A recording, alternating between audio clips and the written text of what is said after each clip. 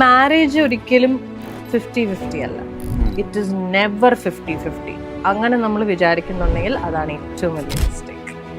Marriage is never 50-50. It can be 80-20, it can be 70-30, it can be 60-40, it can be 90-10.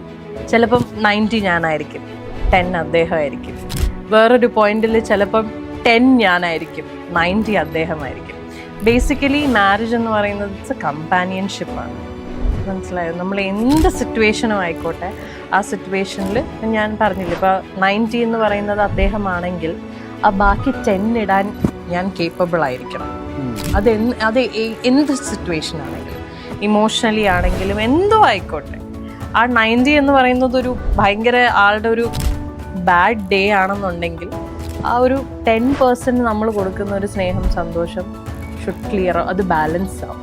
മനസ്സിലായില്ലേ? അങ്ങനെ ഒരു balance, equation balance ചെയ്യാൻ അറിഞ്ഞിരിക്കണം.